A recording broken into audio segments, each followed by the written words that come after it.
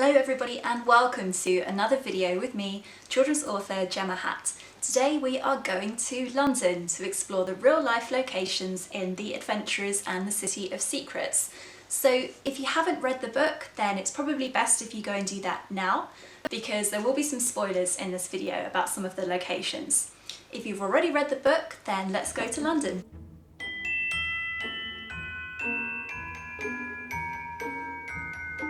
Now, as you know, it's nearly Christmas and The Adventurers and the City of Secrets is set at Christmas time in the Christmas holidays. So let's come on to the first secret. Secret stations. There are many secret stations in London, including Brompton Street, Swiss Cottage, Aldwych, but the one I chose to feature in The Adventurers and the City of Secrets is Charing Cross. As some of you may know, Charing Cross is a really busy station. Also on the inside, it looks like quite a modern station as well. So it was really surprising to me, because I used to travel there every day for work when I worked in London, that there's a whole hidden platform, and that is the Jubilee line. So the Jubilee line's part of Charing Cross station was opened in 1979, and it was closed just 20 years later in 1999. Some of the films which have been shot at the Jubilee line include The Bourne Ultimatum, starring Matt Damon, and the James Bond film Skyfall. The second location featured in The Adventurers and the City of Secrets is Churchill's War Rooms. Now, Churchill's War Rooms isn't in itself a secret location anymore, because anybody can buy a ticket and get to go and visit, and you'll see Winston Churchill's quarters where he spent time, where his bed was. You'll see the Prime Minister's office and the Cabinet Room as well, where key decisions were made by the British Cabinet about World War II. What you might also spot, as I did when you walk in, is that there's a glass trapdoor, and you'll see through the glass some steps leading downwards into what looks like a concrete underground tunnel. I took this picture of it when I visited because I really wanted to know what was down there.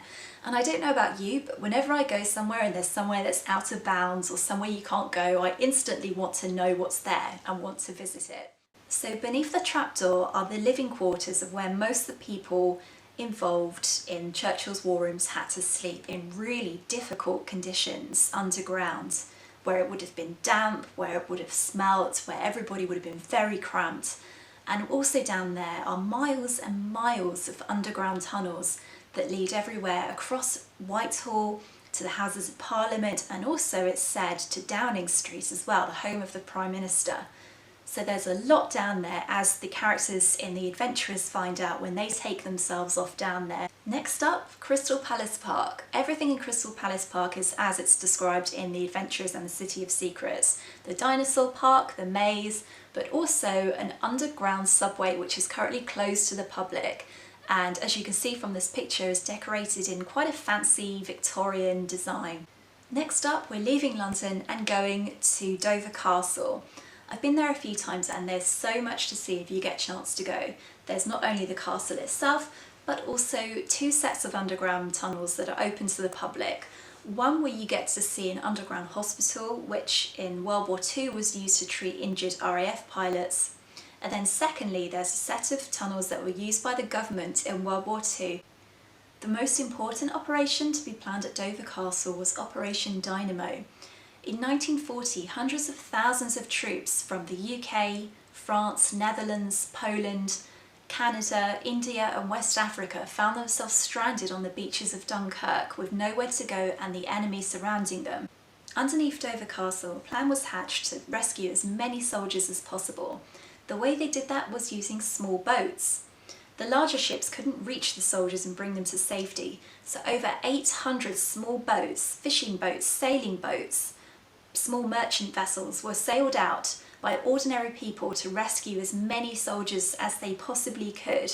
As a result of the bravery of ordinary people sailing those boats, over 338,000 soldiers were rescued and brought home to safety. Their chances of survival without those boats and without Operation Dynamo would have been pretty slim. So there you have it, a few of the locations from The Adventurers and the City of Secrets. I hope you've enjoyed exploring them with me today. If you'd like to stay in touch, then do sign up to my free newsletter at www.gemmahatt.com and you'll receive a free Adventurers downloadable activity pack. Also, don't forget to hit the subscribe button to be notified when I upload more content. That's about all for now. Happy adventuring and happy Christmas!